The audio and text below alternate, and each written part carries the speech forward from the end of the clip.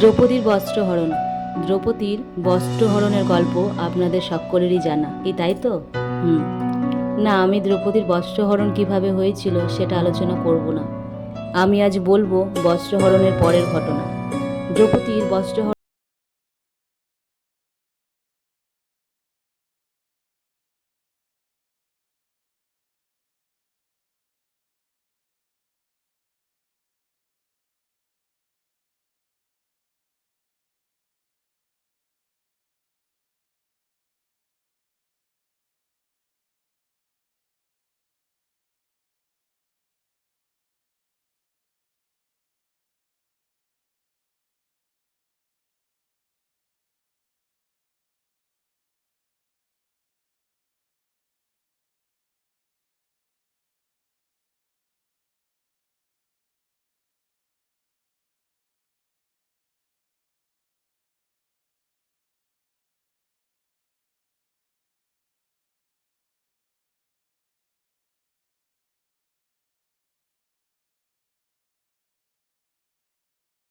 হাত জোর করে হাঁটু গেড়ে বসে আছে 5 স্বামী।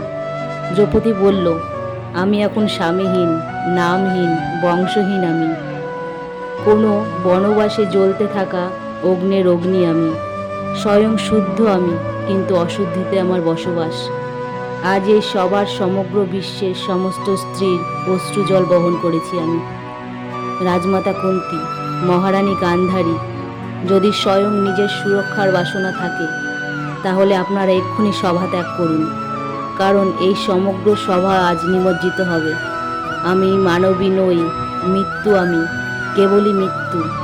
এই অধর্ম সভায় উপস্থিত সকল পাষণ্ড মানুষদের মৃত্যু আমি। আর আমি অভিশাপ দিচ্ছি এই ক্ষণে, এই মুহূর্তে। গান্ধারী দ্রৌপদীকে থামিয়ে দিয়ে বলল, অভিশাপ দিও না দ্রৌপদী, ক্ষমা ভিক্ষা দাও, ক্ষমা ভিক্ষা। দ্রৌপদী বলল, আমার অভিশাপই ক্ষমা মহারানী। যদি দণ্ড দিই তবে এই জীবনের প্রতিক্ষণে নরক যন্ত্রণা ভোগ করবে এরা, আর এদের কোনো দুঃখের সীমা থাকবে না। গান্ধারী বলল, না পুত্রী, যে স্ত্রী জীবনদায়িনী সে মৃত্যু দিতে পারে না। এই পুরুষ এই রাজসভায় আত্মহত্যাই করে ফেলেছে। নিজের শরীরকে হত্যা করলে তাকে স্বহত্যা বলা হয়। নিজের আত্মাকে যদি কেউ হত্যা করে তাকে আত্মহত্যা বলা হয়। ক্ষুধান্বিত হয়ে তুমি এই পুরুষদের ন্যায় কার্য করো না। দ্রৌপদী বলল, ঘরের পবিত্রতা রক্ষা করার দায়িত্ব স্ত্রীর হয়। সংসারে পবিত্রতার কার্য স্ত্রী করতে পারে। আমি অভিশাপ দিচ্ছি। অর্জুন দ্রৌপদীকে থামিয়ে বলল, দাঁড়াও পাঞ্চালী, আজ পাণ্ডবপুত্রদের জীবন ভয়ঙ্কর কালিমালিপ্ত। এই কালিমা মুক্ত করার একটা সুযোগ দাও। তোমার অপমানের প্রতিশোধ নিতে দাও আমাদের। দ্রৌপদী বলে উঠল, কী রূপে নেবেন আপনারা প্রতিশোধ? আপনারা তো দাস ওই পাষণ্ডদের। আর আমি এখন আপনাকে স্বামী হিসেবে স্বীকার করি না। আমি আজকের পশ্চাতে নিজের এই কেশ কদাপি বাঁধব না, মস্তকে চূড়া কদাপি ধারণ করব না। অর্জুন বলল, আমি মেনে নিচ্ছি, কিন্তু একমাত্র তুমি আমাদের আত্মার রক্ষা করতে পারো পাঞ্চালী। যদি তুমি এই আমাদের পাপের প্রায়শ্চিত্ত করার একটা সুযোগ দাও তাহলে আমরা খুব উপকৃত হব, আর যদি না দাও তাহলে অন্তিম সময় পর্যন্ত আমাদের নরকবাস।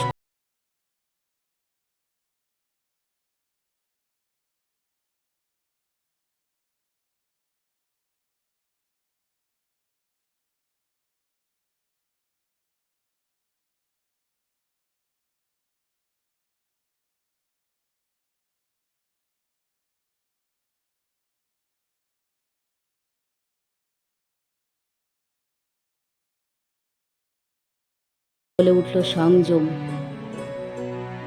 সংযম, সংযম, সংযম। এই কথাটি বারবার উচ্চারণ করতে করতে জোরে জোরে হাসতে শুরু করলো। হাসির আওয়াজে যেন মনে হচ্ছিল সারা মহলে একই সুরে যেন প্রত্যেক নারী হাসছে। গম গম করছিল সারা মহল। এই হাসির আওয়াজ বলে দিচ্ছিল সকল পুরুষ জাতিদের মাথা নিচু করতে, বাধ্য করেছিল চোখ থেকে অশ্রু ঝরতে। দ্রৌপদী কষ্ট যন্ত্রণায় উন্মাদ হয়ে হাসতে হাসতে কেঁদে ফেলল অবশেষে। চিৎকার করে কাঁদল। কান্নার সাথে যেন লজ্জিত নারীর যন্ত্রণার বহিঃপ্রকাশ হচ্ছিল। রাজমাতা কুন্তী, মহারানী গান্ধারী ছুটে এসে বুকে জড়িয়ে ধরল দ্রৌপদীকে। দ্রৌপদী আরও জোরে জোরে কাঁদতে শুরু করলো।